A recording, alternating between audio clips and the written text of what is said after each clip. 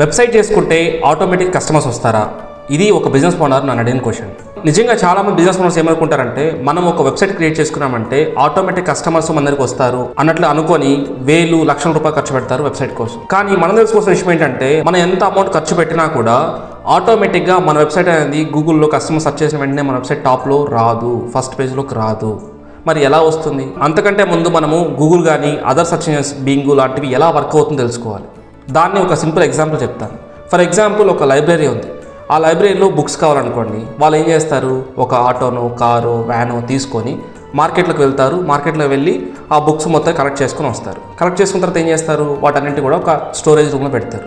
ఆ స్టోరేజ్ రూమ్లో ఏం చేస్తారు, వాట్ ఎవర్ అన్వాంటెడ్గా మెటీరియల్స్ ఉంటుందో, లైక్ పాంప్లెట్స్, బ్రోచర్స్ ఏవైతే ఉంటుందో వీటన్నిటిని తీసి పక్కన పెట్టేస్తారు. సో తర్వాత దాన్ని సెగ్రిగేట్ చేస్తారు. ఫర్ ఎగ్జాంపుల్, మ్యాథ్స్ బుక్స్ అంతా ఒక ర్యాక్లో పెడతారు, సైన్స్ బుక్స్ అంతా ఒక ర్యాక్లో పెడతారు, కామర్స్ బుక్స్ అంతా ఒక ర్యాక్లో పెడతారు.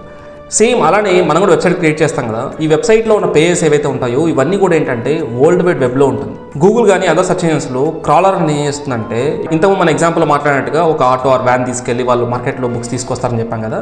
సేమ్ అలానే క్రాలర్ అనేది ఏం చేస్తుందంటే వరల్డ్ వైడ్ వెబ్లోకి వెళ్ళేసి వాట్ ఎవర్ న్యూగా వెబ్ పేజెస్ ఉన్నాయో వాటన్నిటిని తీసుకొని ఒక టెంపరీ స్టోరేజ్ రూమ్లో పెడుతుంది అనమాట. ఎలాగైతే మనము బుక్స్లో ఒక స్టోరేజ్ రూమ్లో పెడతామని చెప్పామో అలా.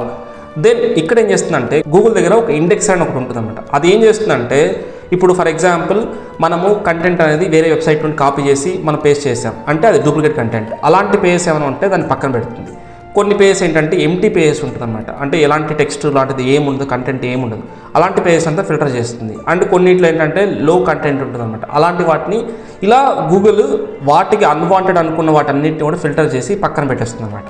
సపోజ్ మీది ఒక రియల్ ఎస్టేట్ బిజినెస్, మీ వెబ్సైట్లో ఏంటంటే ఓపెన్ ఫ్లాట్స్, విల్లాస్, అపార్ట్మెంట్స్ అన్నట్టుగా డిఫరెంట్ పేజెస్ ఉంటుంది. ఈ గూగుల్ ఏం చేస్తుందంటే ఫిల్టర్ అంతా అయిన తర్వాత కేటగిరీ వైజ్గా, for example open flats page మీద ఏదైతే ఉందో ఆల్రెడీ ఓపెన్ ఫ్లాట్స్ పేజెస్ ఏవైతే ఉంటాయో వాటితో మీ పేజ్ని పెడుతుంది అనమాట. సపోజ్ ఒక person open flats in Hyderabad search చేస్తాడు గూగుల్లో.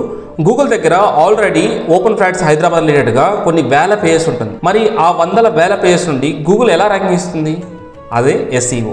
గూగుల్ యొక్క ర్యాంకింగ్ ఎలా డిసైడ్ అవుతుందో తెలుసుకోవాలంటే SEOని కమెంట్ చేయండి. నెక్స్ట్ పార్ట్లో సింపుల్గా ఎగ్జాంపుల్తో డిస్కస్ చేద్దాం, ఎలా గూగుల్ అనేది మన పేజ్కి ర్యాంకింగ్ ఇస్తుంది ఆర్ మన కాంప్యూటర్కి ఎలా ర్యాంకింగ్ ఇస్తుంది అన్న విషయం. ఇలాంటి కంటెంట్ కోసం ఛానల్ ఫాలో అవ్వండి. Thank you.